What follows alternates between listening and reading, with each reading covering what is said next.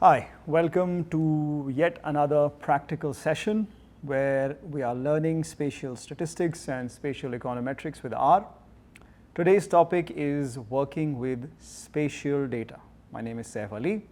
Before I get into today's topic, I would like to recap, as usual, that excellence and mastery in spatial statistics or really any other subject is gained by a combination of understanding and skill.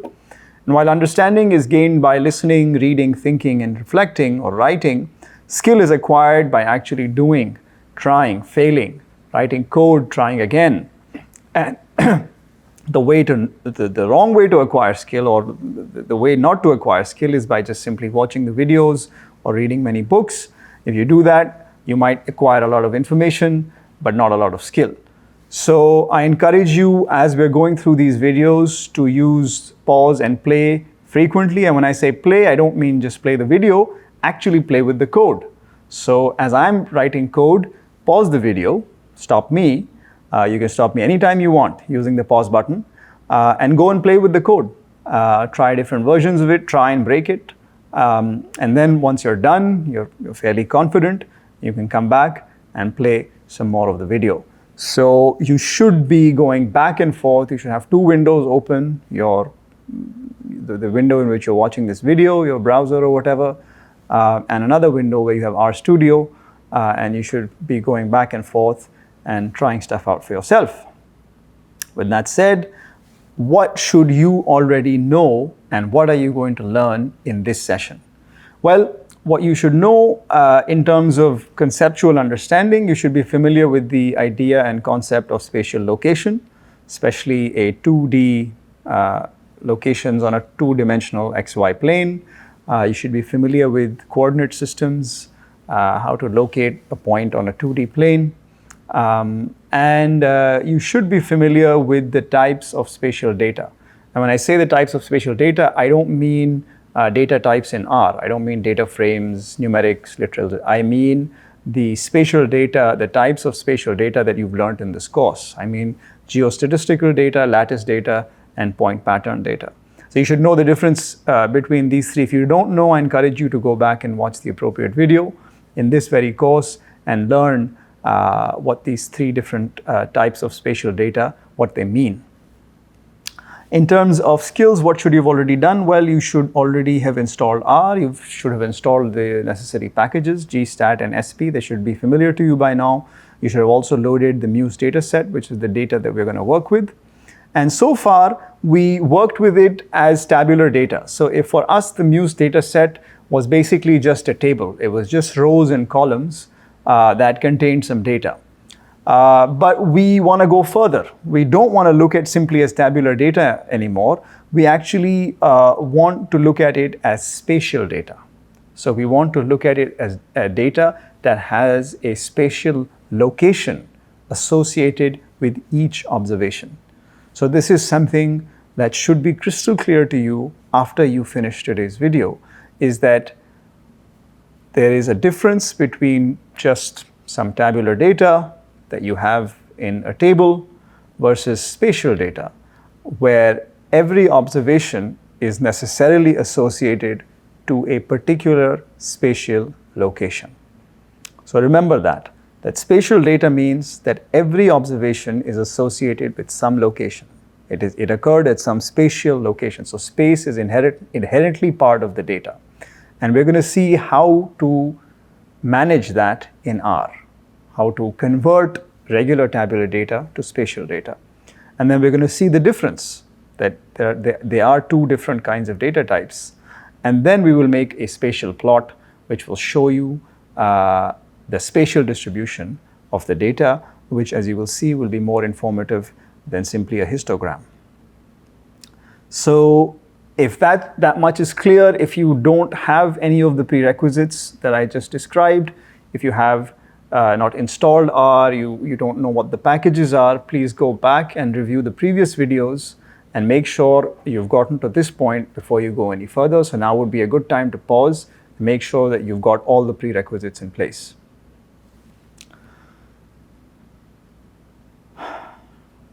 All right, so I'm gonna go to my RStudio in which I have some code that I have written for you, which we will go through line by line as usual.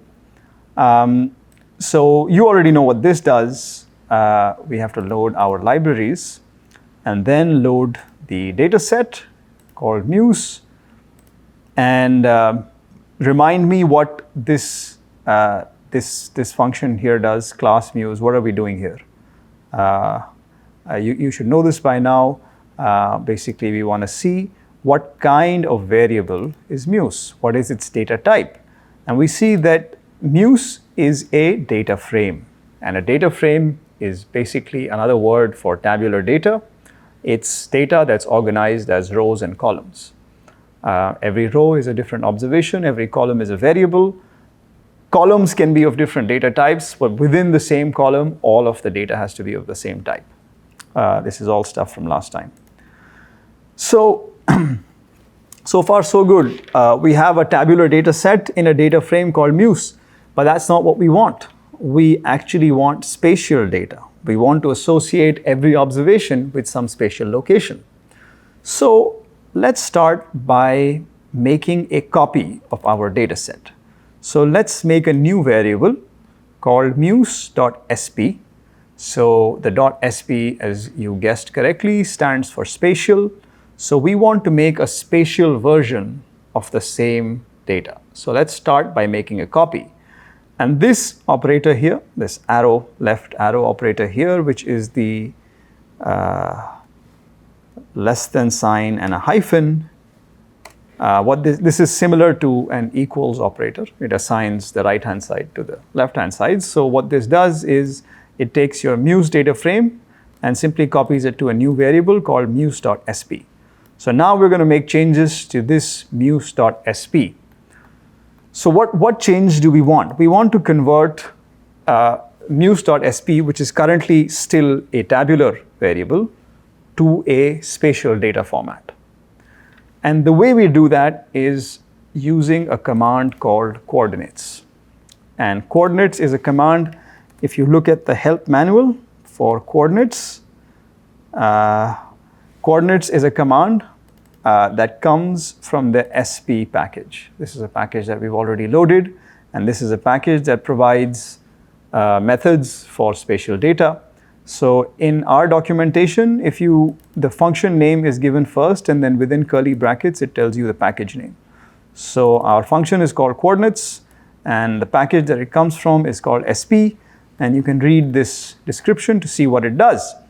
Basically, what it does in short is that it assigns coordinates for every observation in the dataset Muse. And how does it assign coordinates? Well, it takes them from the data itself. If you remember, if you look at the muse.sp, if you look at the Muse dataset, then the first two variables are called x and y. So these are locations. These are the locations at which these observations were made. So for example, in row number 1, you have a location and then a bunch of observations for cadmium, copper, lead, and zinc concentrations and some other variables. So that means is that these are the concentrations that were found at that particular location. So we already have coordinates in our tabular data, but we need to tell R where to find them. So we use a formula. This is called a formula. Anything that starts with this squiggly tilde operator is called a formula in R. I'm not going to go into what a formula actually is, but just know that this is a formula, and what this is telling R to do is to pick up the x and y coordinates from the x and y variables inside the data frame. So it's going to treat these two as the spatial coordinates of these observations. So if you run this, I'm getting an error because, so let's read the error. Setting coordinates cannot be done on spatial objects where they've already been set. Well, so the reason is because I've already done this previously. So what I'm going to do is I'm going to remove this muse.sp object, And I'm going to repeat this procedure just so you can see it. So I'm going to recreate it by copying the data from Muse. And then I'm going to run this coordinate command here. And now it has assigned coordinates using the x and y data. So if you now look at the class of muse.sp, it's something called a spatial points data frame. So that's different from Muse, right? The class of Muse is simply a data frame, but muse.sp is a spatial points data frame. It contains exactly the same data, but now R has been made aware that it contains a special sort of data, and in this case, it contains spatial data.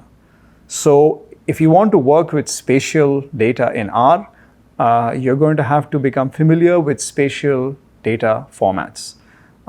And this particular one is called spatial points because our data is made up of points. We have the concentrations of these heavy metals at different points. Each observation is a point. You can also have grids, polygons, other geometric entities. But in this case, we have spatial points. And for each point, we have some data. So muse.sp is a spatial points data frame. And here I've shown you that you can do almost anything with muse.sp that you can do with Muse. So a spatial points data frame is also a data frame. So it's a more specific sort of data frame. So for example, you can examine you can use the bracket operator to examine individual elements. You can look at individual columns. This is all stuff that we had done with tabular data. So you can just do the same stuff with spatial data. This is the zinc column. If you want to look at only the first few, you can do a head command. So you can do summary stats for zinc. You can do all the same stuff.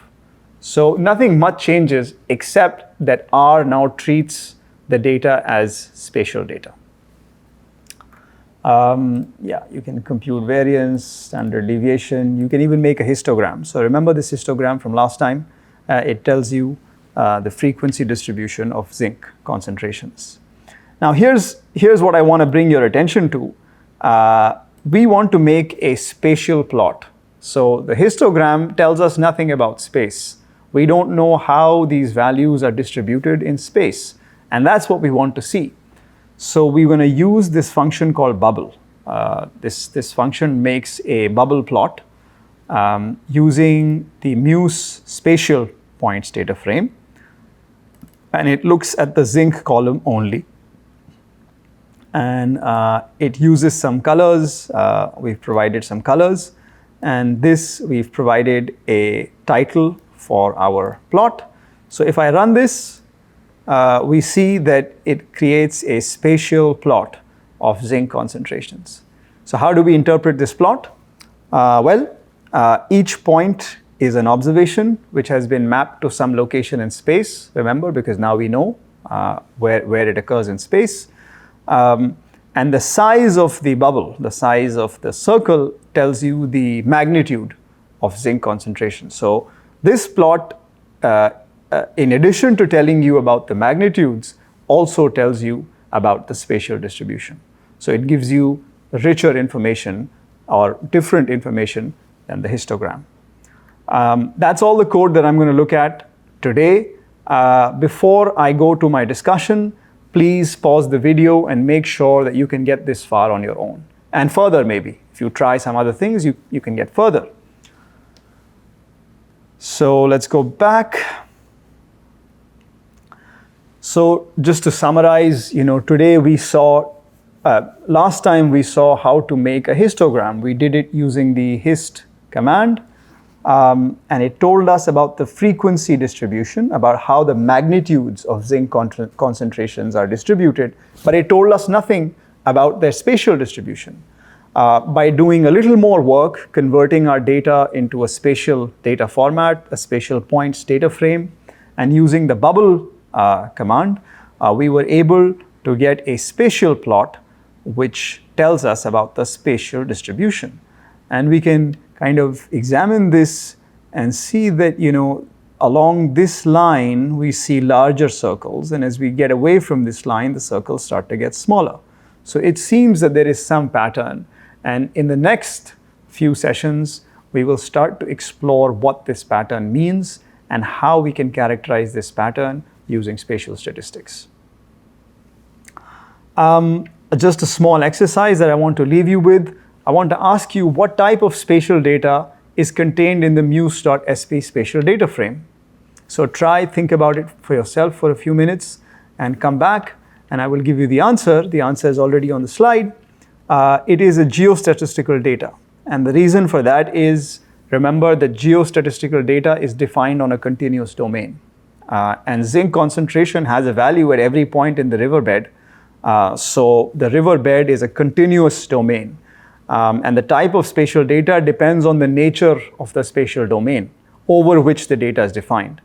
So don't get confused because we seem to have individual points. That's a sample from over the continuous domain, but the type of spatial data is always dependent on the nature of the domain over which the data is defined and not the data type in R that we use to store it. So you should be able to separate the data type. So even though we're storing it as a set of points and we have a set of points, in theory, we could have got infinitely many points over the entire riverbed. So because that's a continuous spatial domain, this is an example of geostatistical data. So just a summary, we converted ordinary data frames to a spatial data frame, and we plotted a spatial distribution. We compared it with the frequency distribution, and we learned how to use the coordinates command, the bubble command, and the formula operator, and became familiar with a spatial points data frame to work with spatial data in R. To explore further, I will see you in the next session. Thank you so much for your attention.